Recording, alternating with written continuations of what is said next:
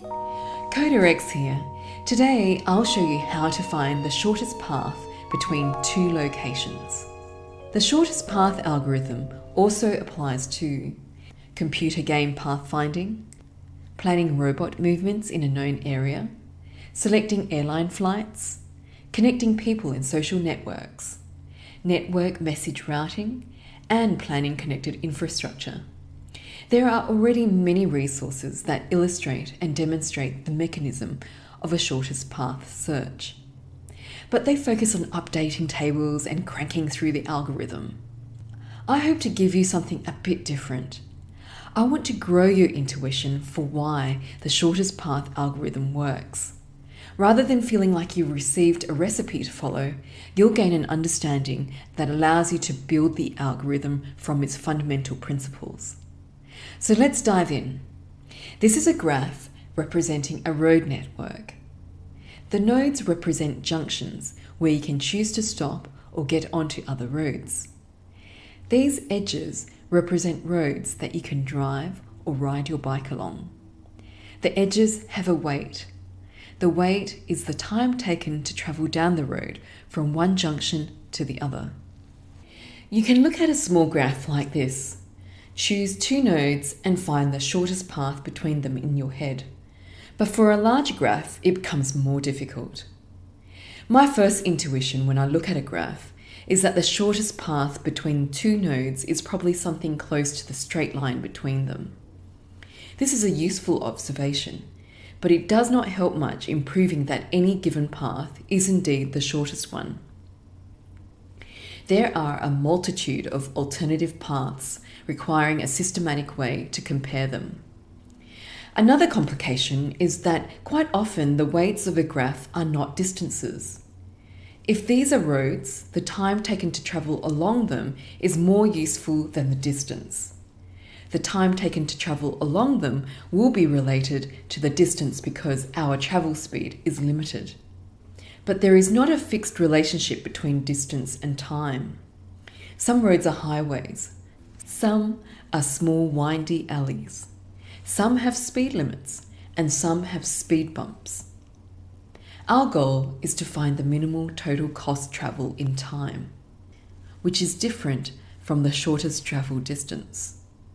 When I say the shortest path in the road network situation, I mean the route that will take the least amount of time, not the route with the shortest distance.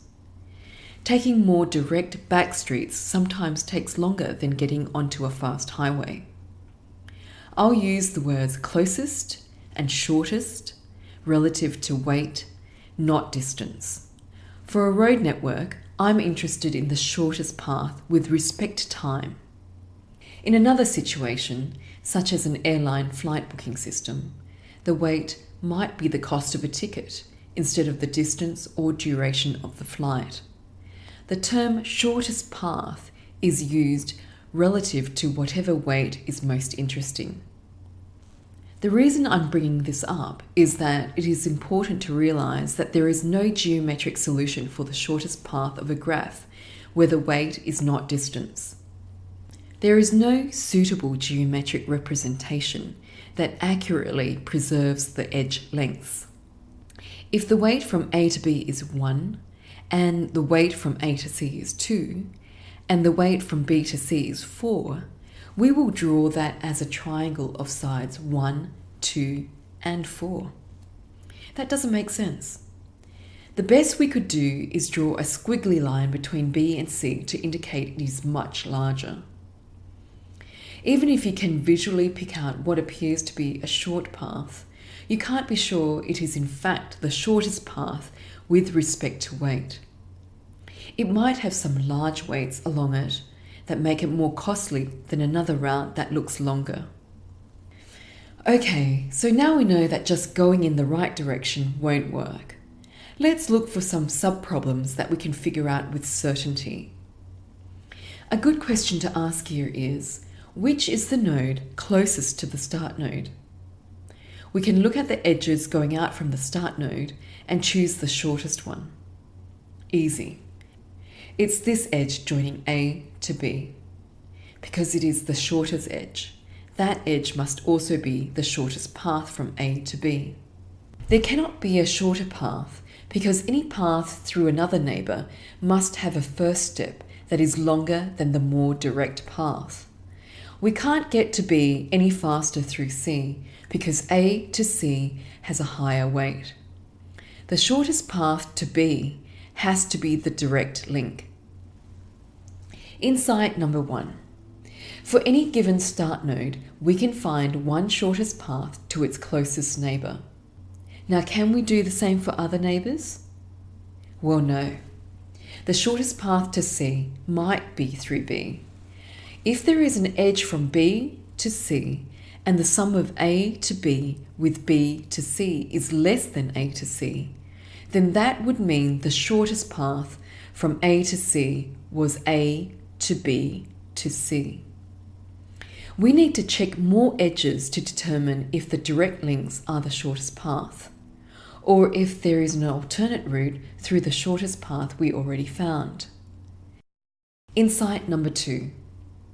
We need to expand the list of candidates to find the second shortest path. What new edges do we need to consider? We need to consider where we can get to from B. If the next shortest path is shorter than AC and AF, it must be AB something.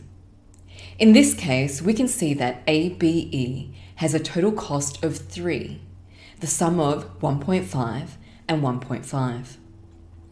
The weight of AF is 3, so ABE has total weight equal to AF. To find the next shortest path, the only edges that we need to consider are from A and B. I've marked A as green to indicate it as the starting node. B is orange because we know it is the shortest path. The edges and nodes we need to consider next are shown in yellow. Insight number 3. We only need to expand the search from the node that we confirm to be a shortest path. Can we find one more shortest path? Yes, we can. We ask the same question we started with. What's the closest node to the starting point? Now that we have expanded our search, we need to consider all the neighbours from the newly found node along with the existing candidates. The second shortest path might be direct, or it might be via B. But there can be no shorter path from the start node to that node. The total cost to reach it is less than any other alternative. Insight number 4. After expanding the list of candidates, we can find the shortest path to another node. We choose the candidate that has the minimal total weight from the start node. Note that total weight is relative to the start node, which is not the same thing as the edge weight itself. Consider this example where A to B is weight 5, A to C is weight 4, C to B is weight 3. The first shortest path from A is to C. But the second path is not from C to B, even though it has the minimal weight. The total cost of ACB is 4 plus 3, which is 7. So AB, with a cost of 5, has the minimal total weight for the second path. If we just picked the minimal edge, it might not be the minimal path. Let that sink in for a bit. It's important. Insight number 5. Candidates must be selected relative to the start node. Now is a good time to consider a question that goes beyond our original problem statement. Can we find the shortest path to every other node in the graph, ignoring which one is the destination? Absolutely. That's exactly what we have been doing. If we continue like this, we will have found not just one shortest path, but the shortest paths to every other node. We are able to calculate all the paths in a systematic way that guarantees they are minimal.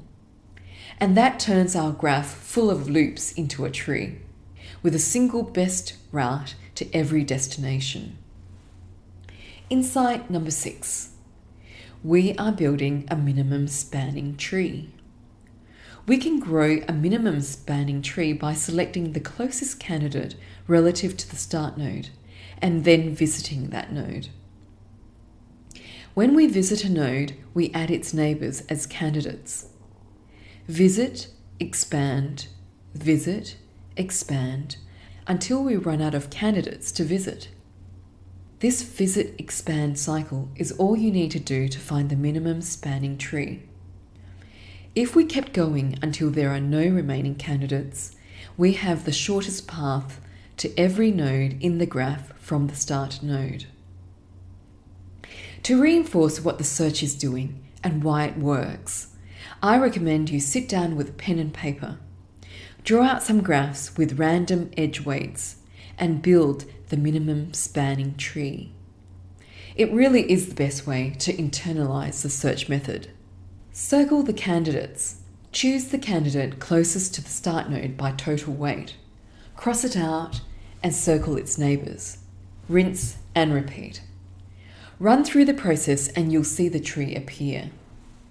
Now is a good time to pause the video and try it out for yourself. Chances are that if you did this process on a few graphs, you ran into an interesting scenario when visiting a new node. Sometimes the neighbours of the visited node include nodes that are already candidate nodes. Another way to say this is that there can be more than one edge leading into a candidate node. Hopefully you saw that this was not a problem and picked the edge that resulted in the shortest path. If the cost to arrive at the node is different between the options, then we should pick the minimal one. In effect, we have discovered a better predecessor to that node. Insight number 7. We may discover multiple edges to reach a candidate, but we only need to keep track of the minimal one. So what's the shortest path to one particular destination node? Seeing as we are only interested in one path as the final result, we can stop as soon as we visit the target node. Insight number 8. For a single path, we can terminate at the target node as a special case. Terminating at the target node is all well and good, but we still need to return a single path as the final answer. While we are building the minimum spanning tree, we don't know which of the nodes that we visit is going to be the final route we select. How can we return a single shortest path as a result once we visit the target node? If each time we visit a node, we record which node we came from, then for any node, we can backtrack to the start node. Given node C, we look up its predecessor B, then look up the predecessor of B, which is A, and we have the path. What is a predecessor map? Well, it's a tree. We already realized that a tree is what we were building, and now we realize that we need to explicitly store it somewhere as we go along, so that when we reach our destination, we can follow back through the tree, from the leaf to the root, and build the path as the result. Insight number 9. We need to record predecessors so that we can build a path result by backtracking. We now have a complete approach to finding the shortest path between two nodes in a graph. Start at the start node, add the start node neighbours as candidates, visit the closest candidate relative to the start node, record the predecessor to the visited node, add the neighbours of the visited node as candidates, choose the closest candidate relative to the start node to visit, repeat the visit expand cycle until we reach the target node, backtrack to the start node to return the path result. There are really only two things going on here: expanding the set of candidates and visiting the candidate closest to the start node. I find this surprisingly elegant. The 9 insights we gained are condensed into a tight cycle of visit and expand, visit and expand, visit and expand, until we have the answer.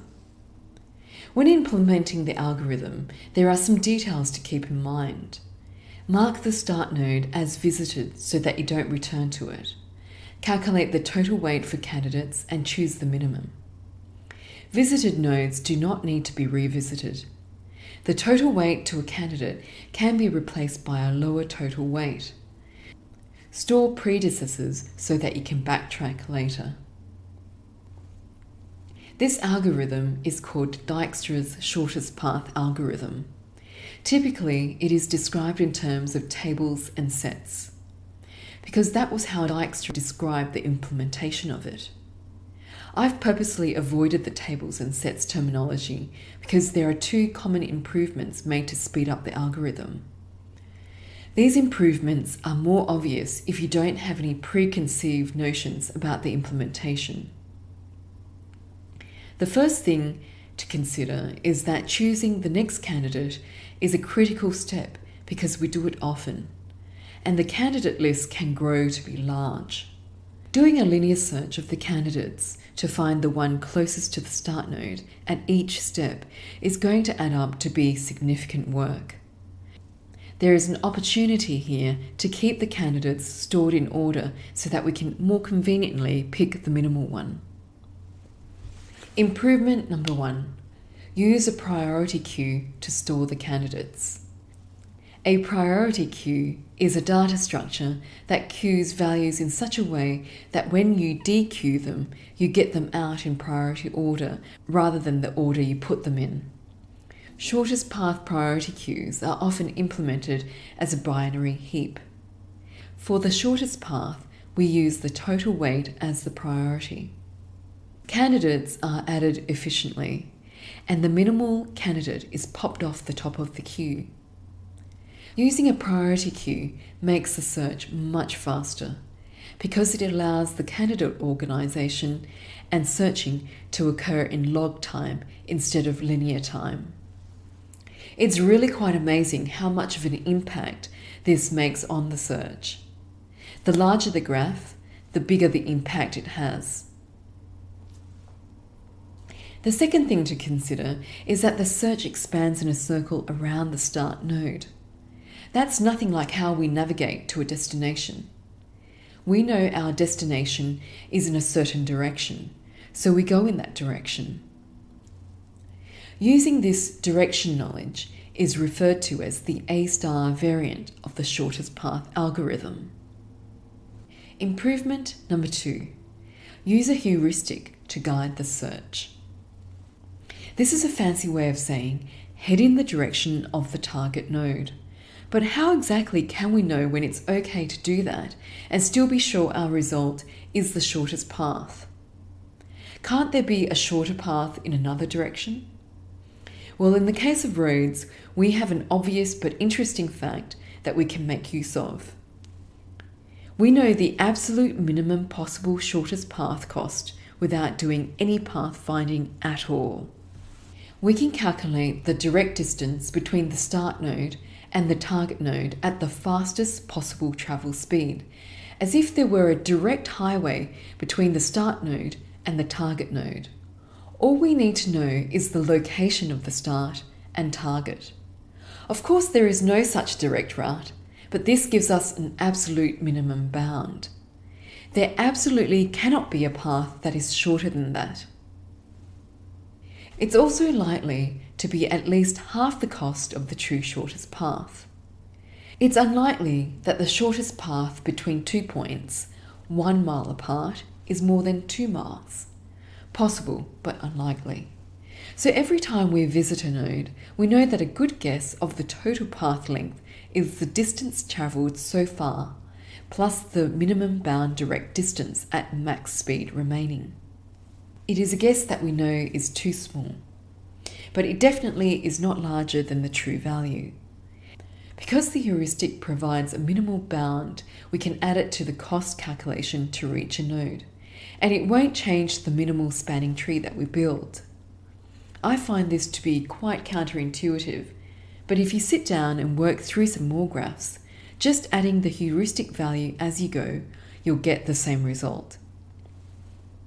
It is the same result, but there is a huge difference in the order that the nodes are visited in. Nodes leading away from the target are weighted more heavily against, and so we naturally end up exploring toward the target first. When we select candidates with weights relative to the start node and the target node, 3 beneficial things occur. We visit candidates closer to the target before ones that are farther away. We are still guaranteed to discover the absolute shortest path, and the early termination when we reach the target becomes far more useful. See how instead of a circle around the start node, we now grow an ellipse between the start and target? In the worst case scenario, we can still end up exploring most of the graph, though that's pretty unlikely. We spend far less time exploring in useless directions. Stated another way, we are using a heuristic to guide the search.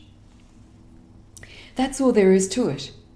We just add the minimum bound distance to the cost we calculate. It is a minor adjustment that greatly reduces the amount of work we need to do. Many graphs have a minimum bound, which can be used to guide the search in this way. Now you know how to find the shortest path between 2 nodes in a graph and how to do it efficiently. The key things to remember are expand and visit. Use a priority queue. Guide the search by adding the minimum bound to the total cost. If you like working with graphs, you might find Leaderboard X useful. It allows you to quickly build graphs. You can save the graphs and load them into the shortest path visualizer. Thanks for watching and keep coding.